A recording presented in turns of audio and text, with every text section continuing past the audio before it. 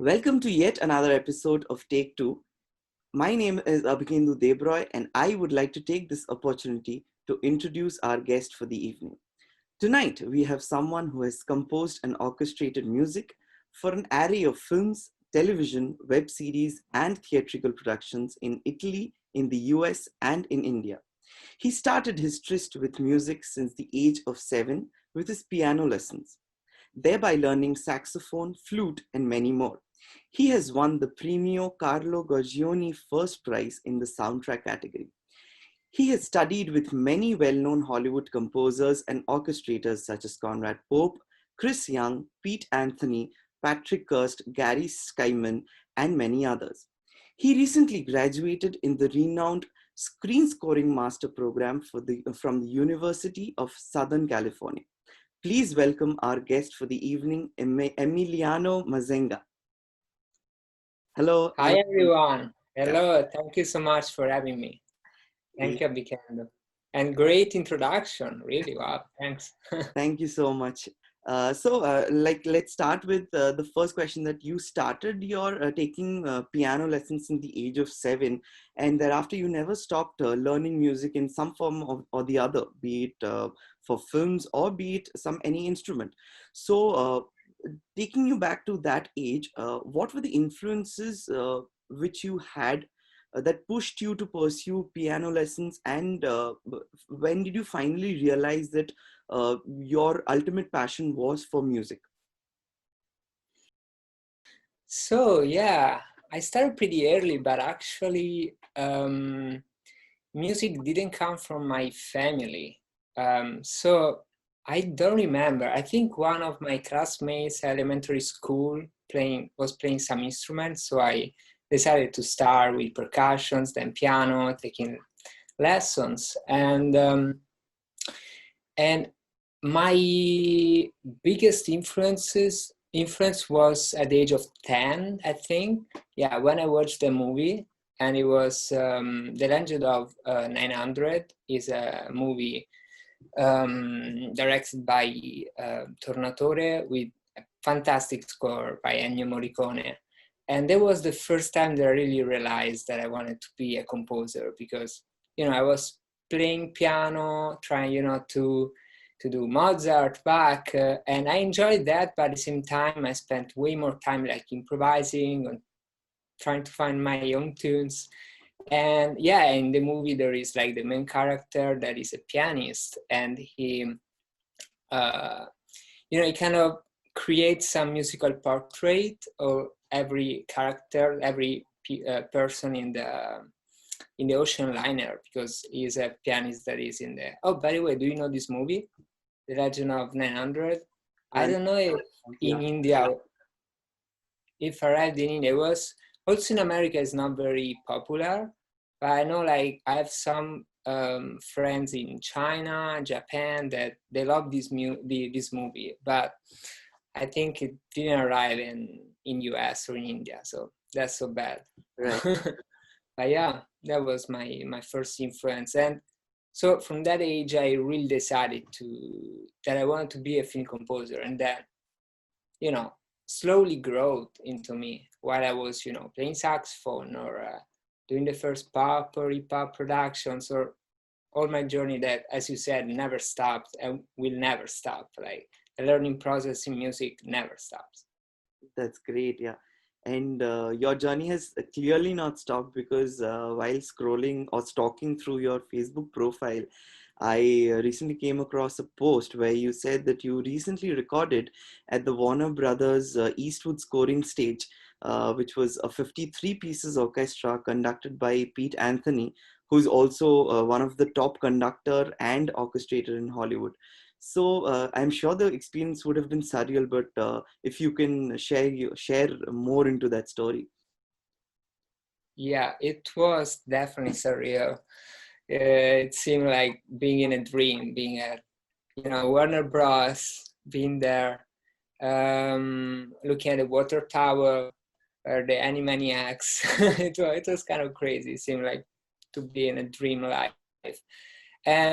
Yeah, that recording was part of my USC program, and it was back in February. And it was amazing, like really having Pete Anthony conducting, that is like the conductor for every score in LA right now. It's like, wow. And actually, fun fact, like 2 weeks after that, we were invited by Pete to see a Disney recording session at Sony from one of my favorite composers, that is James Newton Howard. And it was crazy to see him like conducting that music, that score, with incredible musicians, LA musicians, that few of them were the same that played in our sessions. That was really unbelievable. I was, wow, what am I dreaming? And actually, to be honest, we had to come back to Warner Bros. Or Sony, but that was canceled because of COVID. So now we'll have to go back, hopefully, when, all these big studios will be back in business. So apart from this, you've also taken lessons from Conrad Pope, who's the orchestrator of Star Wars, Indiana Jones, Harry Potter. You've also worked with Chris Young, who scored for Spider-Man 3. So how has it been interacting with such eminent personalities, and what has been the greatest takeaway from them? It was amazing. First of all, I have to say they are super humble people. That's probably the first thing that comes to mind, like really, really amazing. And yeah, for instance, Conrad Pope, I learned so much. Like, it was unbelievable. I recorded in Vienna, and he was in the booth during the recording session. And I remember this fact was very funny because he was like checking if everything was fine during the recording session and giving some suggestions. And I was on the podium conducting that time, and he was like telling, oh, do you want try maybe to change something in the cello or in that instrument?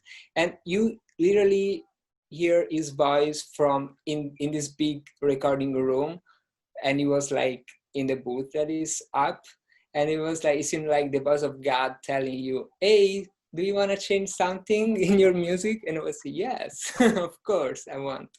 And yeah, it was unbelievable, like a really, really great experience. And with Chris, actually Chris is one of the reasons why I'm in LA, because I met him in 2017 in Europe, in Bulgaria, during a course, another program. And at the time I wanted to move to London, and actually he told me, why not LA? And I was, oh, it seemed like too much, like too risky to go from Italy directly to LA, like, and he was, no, I think you are ready. Let's come check, and you will be my guest in my house. You can check LA. And I was, really? Yeah. And he actually kept his word, and I've been in his place for 15 days in LA, and I fell in love with LA, and I decided then to try to go to USC. And so that was great. He was really kind of a mentor for me, yeah, and a friend also. So basically he invited you to LA, and thereafter you stayed back. So he invited me. I've been there 15 days, and then I came back to Italy because I had to apply, because you need a visa, a student visa to stay in or a working visa like the one that I have now to stay in the US. Mm-hmm. Yeah, that's great.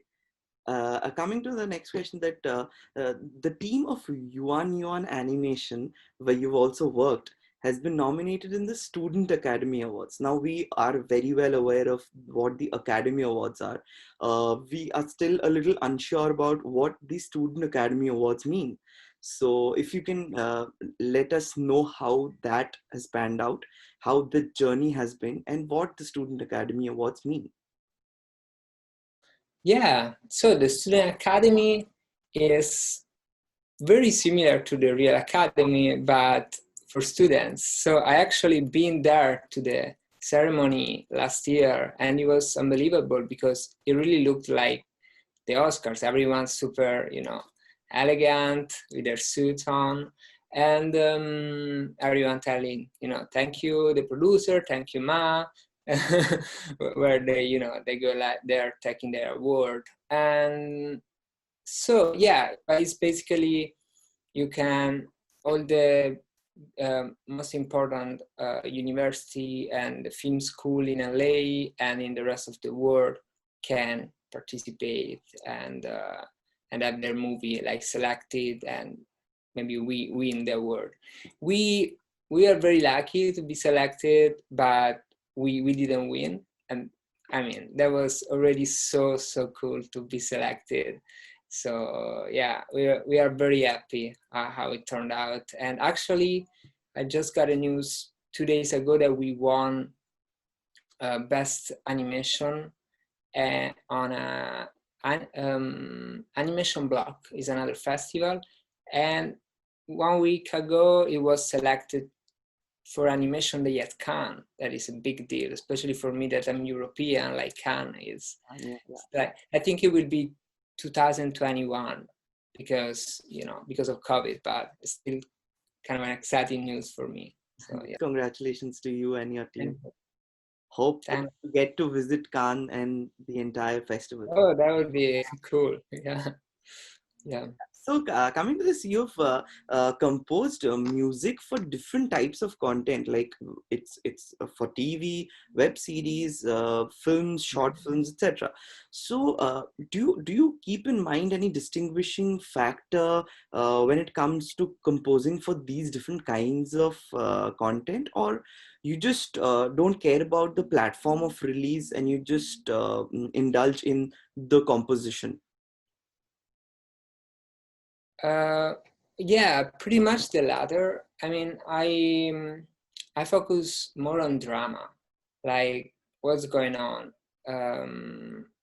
But yeah, of course, yeah, there is also an attention to where it will be distributed. For instance, this web series that I did that went pretty famous in Italy, it was like YouTube and social medias. So you have, to write maybe, shorter music, pretty catchy.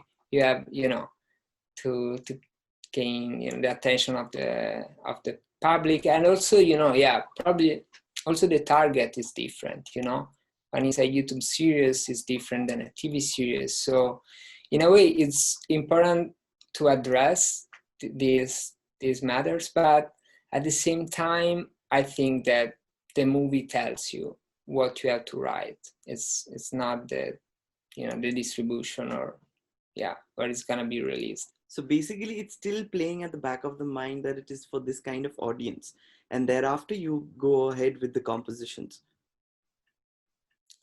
Yes, yeah,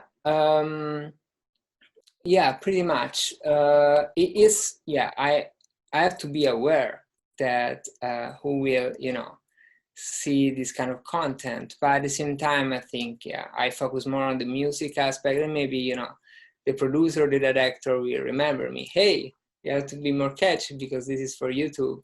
Okay, that's it. Absolutely.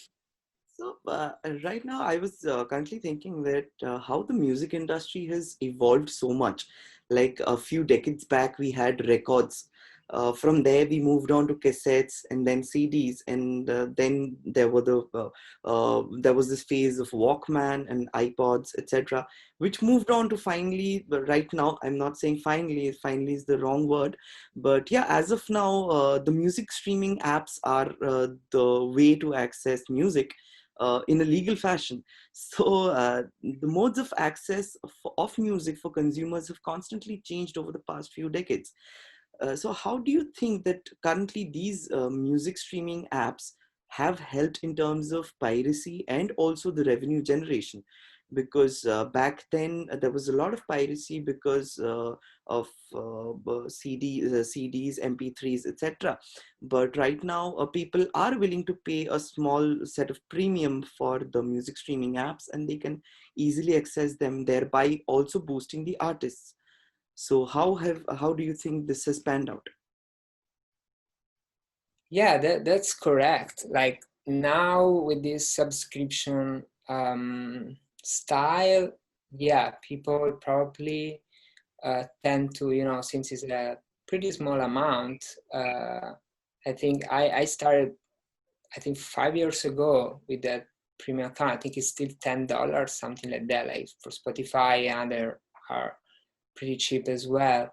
Yeah, I'm not so sure about the revenue. I mean, probably I wasn't releasing CDs at the time, but probably with CD, artists will, you know, generate more revenues, especially in the middle kind of level, because I think you need to have a lot of views on Spotify to generate revenue.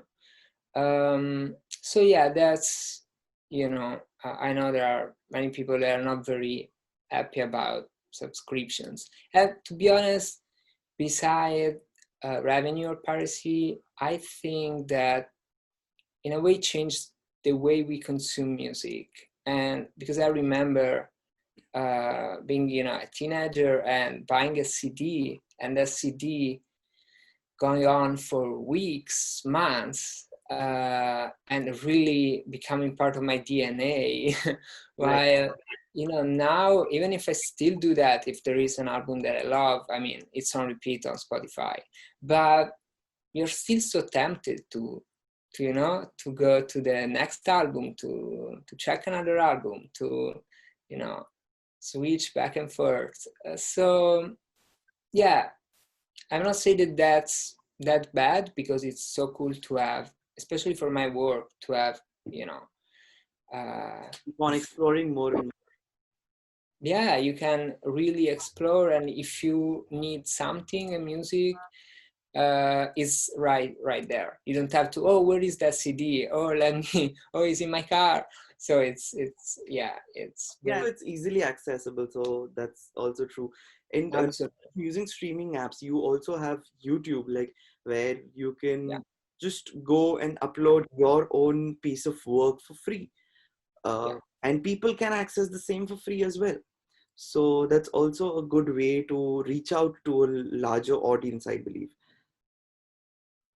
I totally agree. Actually, this, even if probably didn't help and maybe killed in a way some middle level labels, for instance, but helped a lot, like upcoming artists that they had to wait for a, you know, a label to you know, to be chosen, or you know, to get a contract with the record. But now it's so easy to really upload everything like in 1 minute, and that's actually also the topic of Hangout. That there is this movie, the last short movie that I did with Kabir Kurana, yeah, where the main character upload right away the music that he composed. Yes, right. I'll be coming to that. Yeah, I've seen that short film, and I'll be coming to that as well. Yeah. cool. In terms of independent artists, as you were mentioning, with the pandemic taking a toll on the entire revenue generation of artists through shows, live events, etc. So, how difficult has it been for these independent artists and musicians to earn their living in this current situation? And also, because of the struggle of revenue generation, I believe that the music industry is on its way to find out more and more innovative ways to chalk out their new plans and business models. So how do you think these will work out? Yeah, I think that's true. For a lot of artists, like they had to stop playing and doing concerts and get revenue from that.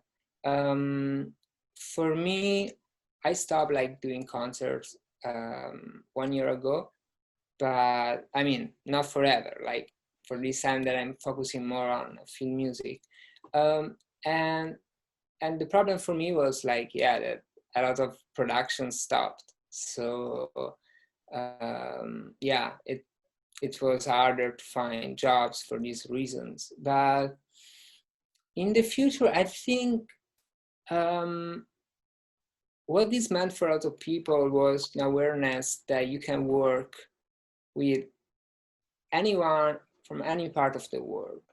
Like I saw also a lot of artists like collaborating one each other, like playing the piano in, I don't know, Costa Rica and Italy and I don't know, Zimbabwe, and doing a track together like that. And that's pretty awesome. And the same with directors. I actually started working with directors from different parts of the world way before the pandemic happened, and because it's something that I love doing. Like, you know, it's exciting to deal with another culture. It's very inspiring also for my music.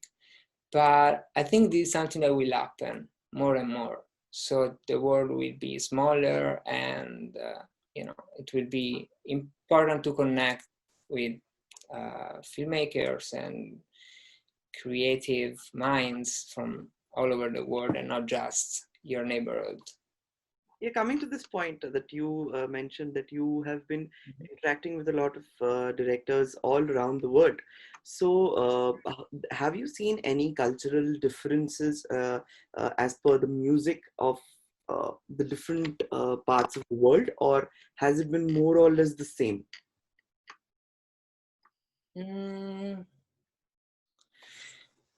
Yeah, I mean, even if in every country, you know, people love maybe music from different part of the world because it's attracting to listen to music that is not their own music.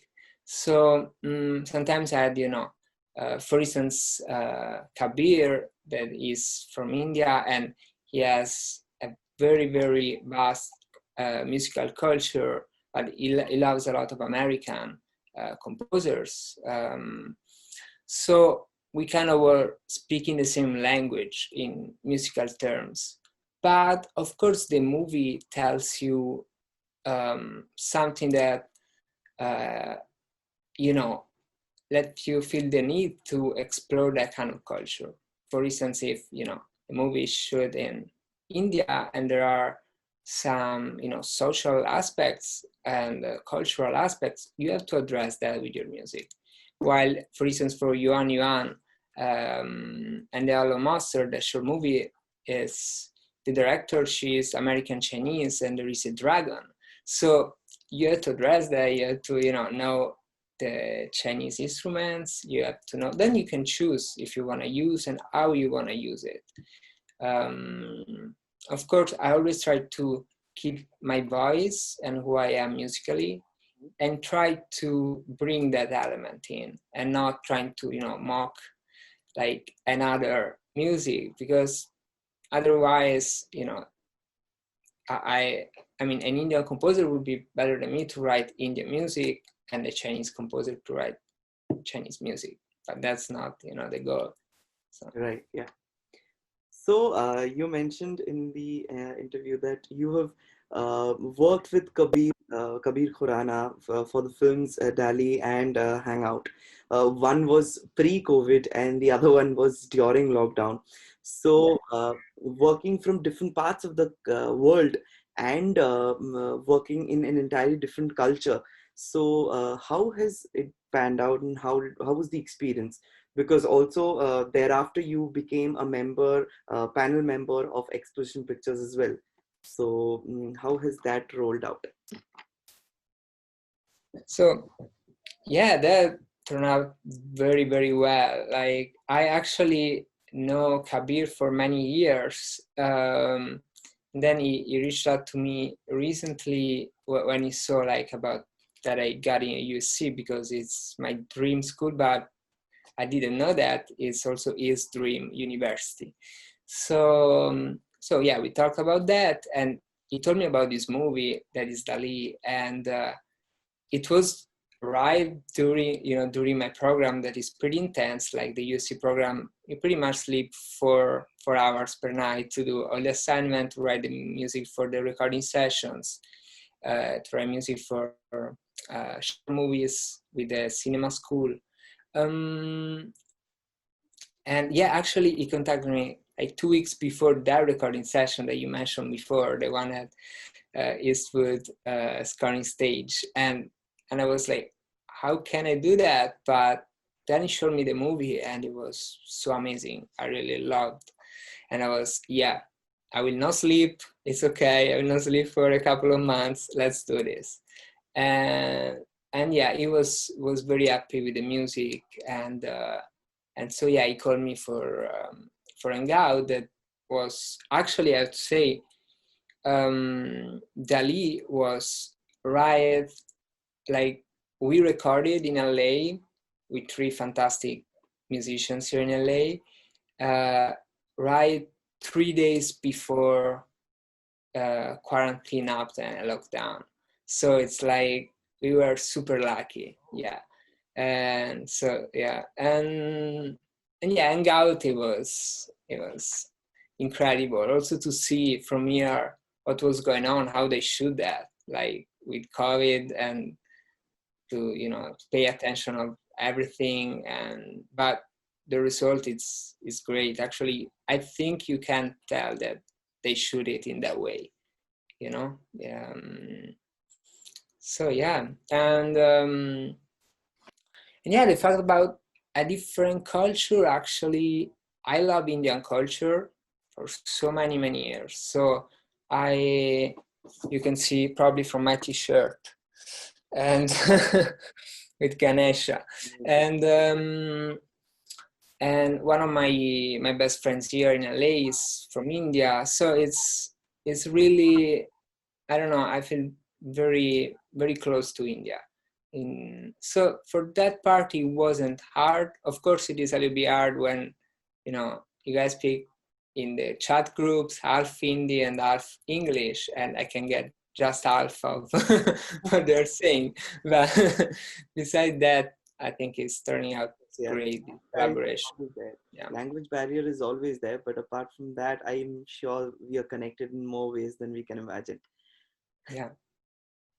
Yeah. So this is my final question to you. So because of this COVID situation, how have I'm sure your plans have been been topsy-turvy as of now, but how have you planned the near future, at least a couple of months from now, until the COVID situation gets controlled to some extent?